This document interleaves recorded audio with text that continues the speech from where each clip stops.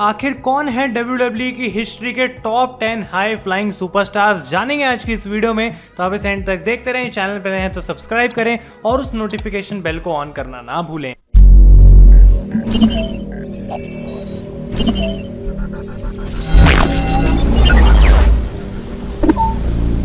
तो गाइज, मैं हूं आयुष और आप देख रहे हैं रेसल इंडिया। और मैं आज आपके लिए लाया हूं एक ऐसी वीडियो जो कि बहुत समय से डिमांड में है, और ये है कि WWE की हिस्ट्री के टॉप 10 हाई फ्लाइंग रेसलर्स आज तक के कौन से रहे हैं। और मैं आपको अपनी लिस्ट तो बताऊंगा ही, लेकिन ये ऐसी वीडियोस बनाने का पर्पस मेन ये भी है ताकि मैं आप लोगों की लिस्ट भी जान सकूं कॉमेंट्स के अंदर। तो आपको भी जाना है और अपने 10 बेस्ट रेसलर्स बताने हैं, हाई फ्लाइंग रेसलर्स, क्योंकि ये इस टाइप के रेसलर्स होते हैं जो कि WWE में एंटरटेनमेंट नाम का शब्द जो है उसको कंप्लीट करते हैं, उसको एक मीनिंग देते हैं, और इनकी वजह से हमें बहुत कमाल के मैचेस और मूव्स देखने को मिलते हैं हर समय पे।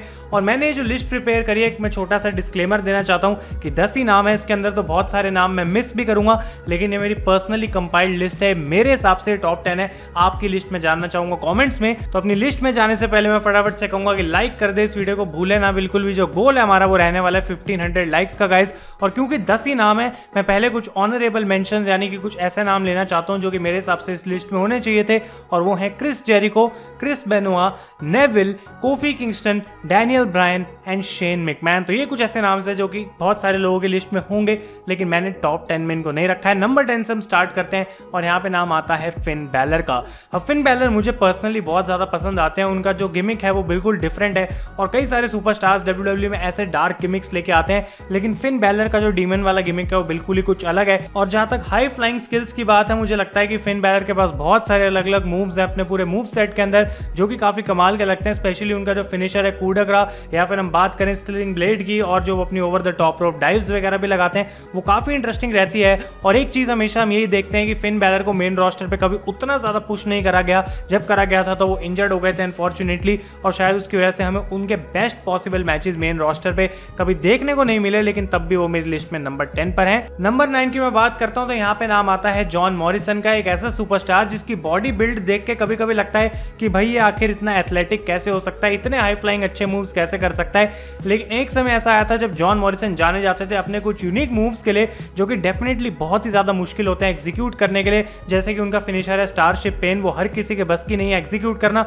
और भी कई सारे उनके मूव्स हैं जैसे कि स्पेनिश फ्लाई, जितने अच्छे तरीके से वो उस चीज को एग्जीक्यूट करते हैं मैंने बहुत कम रेसलर्स को देखा है।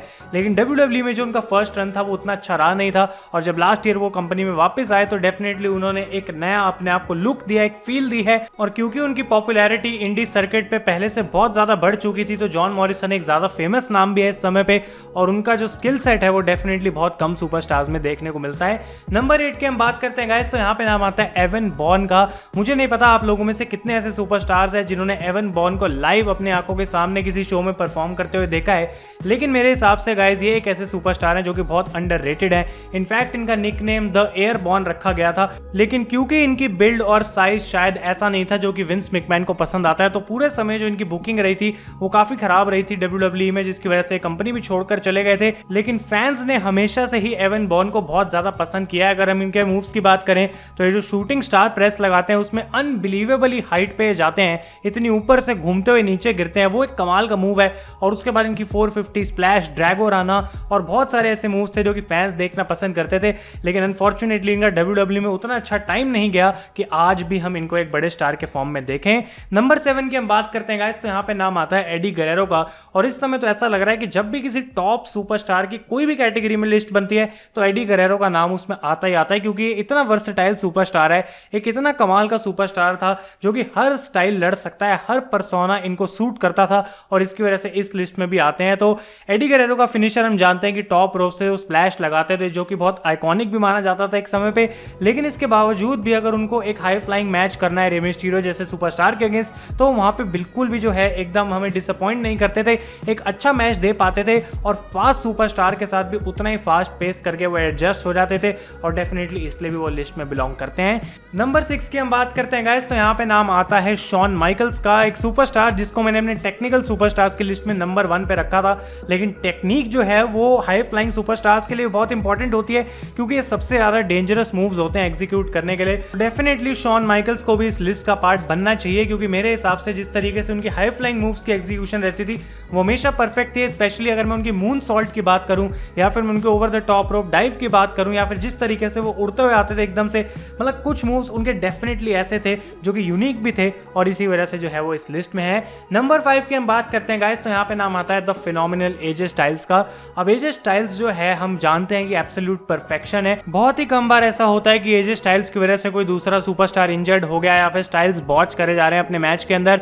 और जो हाई फ्लाइंग स्टाइल है मेरे हिसाब से एजे स्टाइल्स का बाकी सुपरस्टार्स से बहुत यूनिक और डिफरेंट इसलिए है क्योंकि उनके जो मूव्स हैं हमें यूजुअली और किसी सुपरस्टार की तरफ से देखने को नहीं मिलते। और जब भी एजे स्टाइल्स हमें देखने को मिलते हैं कि भाई ये मूव्स इतने अच्छे से परफेक्शन से बिल्कुल एग्जीक्यूट कर रहे हैं तो डेफिनेटली उनको देखने में मजा आता है। और एक बार फिर से मैं बोलूंगा इन्होंने एक मॉडर्न फील दी है रेसलिंग को जो कि आज भी हम देखना पसंद करते हैं। और एजे स्टाइल्स का जो हाई फ्लाइंग स्टाइल है वो मेरे को लगता है सभी लोगों को बहुत पसंद आता है।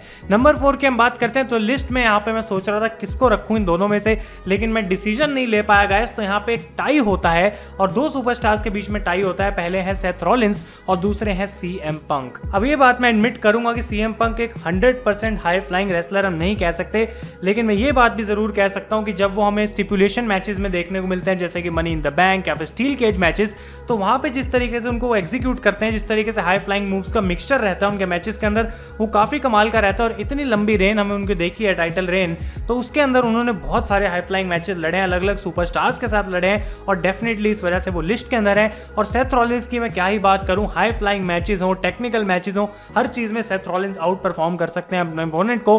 और पिछले कुछ सालों में अगर मैं टेक्निकली गिफ्टेड रेसलर्स की बात करूं या फिर जो हमेशा ही अच्छा मैच दे सकता है तो उनमें से सेथ रॉलिंस डेफिनेटली एक है और इस वजह से वो भी इस लिस्ट में आते हैं। नंबर 3 की हम बात करते हैं गाइस, तो अब जो है मामला थोड़ा गर्म होता है क्योंकि यहाँ पे एक्चुअली में हाई फ्लाइंग की हम बात कर रहे हैं और नाम आता है रॉब वैन डैम यानी कि RVD का। ECW से इनका जो है पूरी लेगेसी शुरू हो गई थी, फिर WWE के अंदर, अब TNA के अंदर, बहुत सारी अलग अलग जगहों पे इन्होंने परफॉर्म करा है और ये जाने जाते हैं अपने हाई फ्लाइंग स्टाइल के लिए। तो डेफिनेटली गाइस RVD की अगर मैं बात करूं, इनकी फ्रॉग स्प्लैश या फिर इनकी स्पिन्स, इनकी किक्स, जिस तरीके से रोप्स का यूज करते थे, मतलब अल्टीमेट मजा आ जाता था। इनको तो भाई किसी लैडर मैच के अंदर डाल दो तो भागते भागते लैडर पे चढ़ गया, बिल्कुल स्पाइडर की तरह कहीं पे भी कूद सकता है, किसी भी तरीके की फॉल ले सकता है। डेफिनेटली ये बंदा इस लिस्ट में आना ही चाहिए और मुझे लगता है आप लोग एग्री करेंगे। नंबर 2 की हम बात करते हैं तो ये काफी ज्यादा मेरे लिए मुश्किल था इनको नंबर 2 पे रखना और नंबर 1 पे ना रखना, लेकिन आते हैं नंबर 2 पे और इनका नाम है guys the charismatic enigma Jeff Hardy. अब भाई साहब मैं क्या बोलूं यहाँ पे, क्योंकि जेफ हार्डी को मैं बचपन से देखते आ रहा हूँ, 30 फीट की हाइट से गिरना हो, 40 फीट की हाइट से गिरना हो, Jeff Hardy has absolutely no problem. मतलब अगर रियल लाइफ डेयर डेविल की मैं बात करूं तो डेफिनेटली जेफ हार्डी आते हैं उस लिस्ट में, क्योंकि जिस तरीके से इनमें कोई फियर ही नहीं है अपने मूव्स को परफॉर्म करने का, मतलब कहीं से भी, जैसा कि मैंने कहा, बम्प लेनी हो इनको कोई दिक्कत नहीं होती है। लैडर मैचेस के किंग माने जाते हैं और डेफिनेटली जिस तरीके से इन्होंने हार्डी बॉयज यानी कि मैट हार्डी के साथ मिलकर जो काम किया है अपने पूरे करियर के अंदर वो तो कमाल है ही, लेकिन सिंगल सुपरस्टार में भी जेफ हार्डी हमेशा ही one of the most entertaining और मोस्ट एनिग्मेटिक सुपरस्टार माने जाते हैं और लिस्ट में ना हो ऐसा तो हो ही नहीं सकता।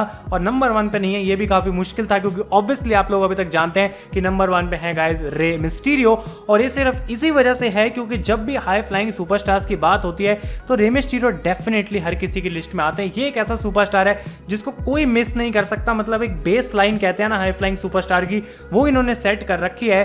और अगर कोई रे मिस्टीरियो से बेटर है तो आप डेफिनेटली मुझे कमेंट्स में बता सकते हैं, लेकिन मुझे तो नहीं लगता कि इनसे बेटर कोई भी है। और बहुत सारे ऐसे सुपरस्टार्स हैं जो कि टैग टीम का पार्ट हैं जैसे कि रे फेनिक्स या फिर दी ऊसोस, उनको मैंने इस लिस्ट में रखा नहीं है क्योंकि यहाँ पे हम इंडिविजुअल सुपरस्टार्स की बात कर रहे हैं। और रे मिस्टीरियो से ज्यादा पॉपुलर, रे मिस्टीरियो से ज्यादा अच्छी वैरायटी ऑफ मूव्स रखने वाला बंदा मुझे नहीं लगता। इतना फास्ट पेस स्टाइल है, हाई फ्लाइंग है, इतने तेज हैं, इनका छोटा साइज इनको अलाउ करता है और भी ज्यादा हाई फ्लाइंग रिस्क वाले मूव्स करने के लिए। और डेफिनेटली जब ये जायंट सुपरस्टार्स के साथ भी मैचेस लड़ते हैं तो कभी ऐसा लगता नहीं कि मैच बोरिंग है, क्योंकि ये उसको तंग कर सकते हैं अपने पेस की मदद से, और वो हम सभी फैंस इतने सालों से पसंद करते आए हैं। तो गाइस ये थी मेरी लिस्ट, और फिर से मैं कहूंगा ये मेरी लिस्ट है, आप लोग अपनी लिस्ट मुझे कमेंट्स में बता सकते हैं। अगर आप इससे एग्री करते हैं तो डेफिनेटली वो भी मुझे बताएं, और वीडियो पसंद आई है तो लाइक करे बिना कहीं ना जाएं, चैनल पर नए हैं तो सब्सक्राइब भी कर लेना। और अगर आपको लगता है कि इसी टाइप की एक और कैटेगरी की लिस्ट बन सकती है तो डेफिनेटली मैं आइडियाज हमेशा लेता रहता हूँ कॉमेंट से, तो आप सजेस्ट करना ना भूलें। Thank you so much for watching.